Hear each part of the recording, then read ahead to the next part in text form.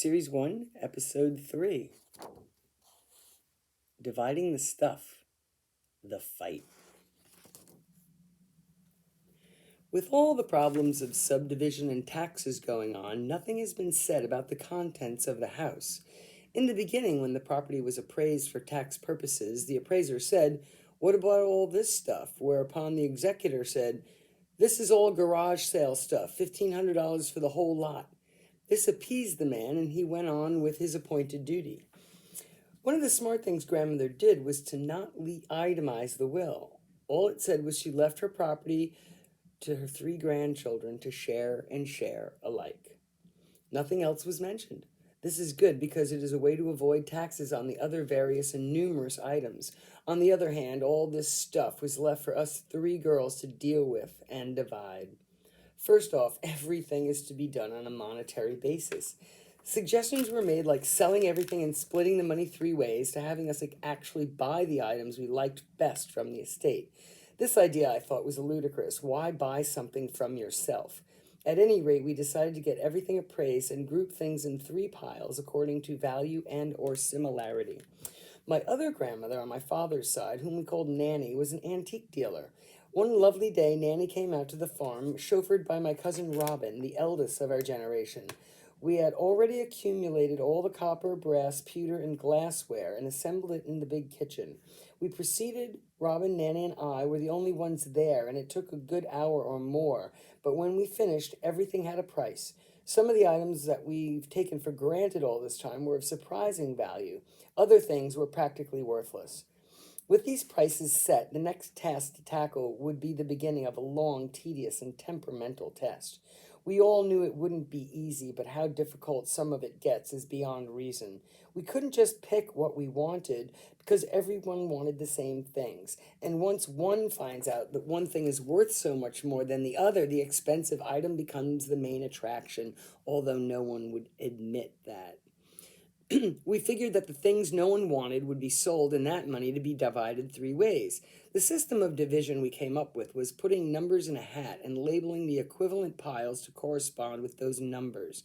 We'd alternate picking first, second, and third. I guess it took about 1 week to go through all this metal, plus all the pots, pans, pie tins, etc. It was basically uneventful, except for this one major incident. I guess it was about the 3rd or 4th day. The tension had been building all week, and we were obviously edgy. Here we are 1, 2, 3-ing things, and Claudia would be bummed out about what she got. We'd all take turns sort of bumming out, but Claudia seemed to be the best at it. Now that I look back, it's hard to say what triggered it off, but it went something like this.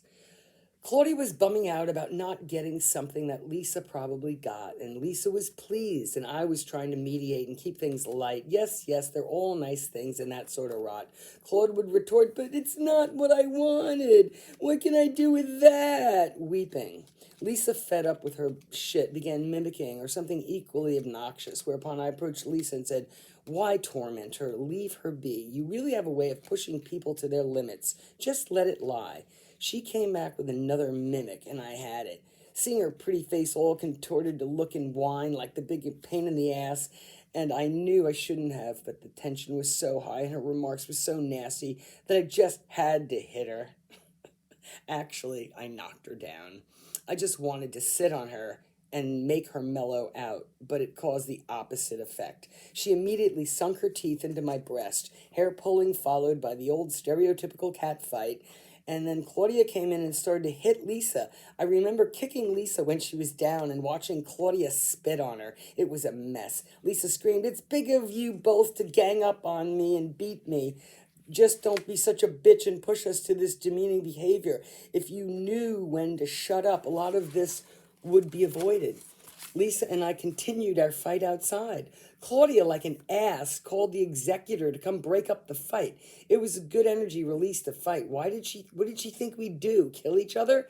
Anyway, when I saw the truck pull up, I split. I hid on the roof and listened to the whole conversation. It was between Lisa and the executor. Lisa was like a lit torch. She burned Ed with all of her hidden theories about him and the lady from the realtor agent, the broker who is selling our farm. She was really cruel Ed threatened to lock up the house and sell all our stuff if we couldn't do it civilly. Bobby and Dan were with him, Mrs. H's brother and his pal. They tried to butt in, but Lisa was inflaming, and they couldn't get in word in edgewise. They all left as Lisa kept ranting and raving, and then she followed them all the way and drove off, and she went up to their house and gave them more shit. What a scene. This description doesn't really give you the total impact of all the shit that went down, mostly because fortunately I find it hard to recall, and unfortunately I didn't write it all down after it happened. My mind tries hard to block out all this unpleasantness.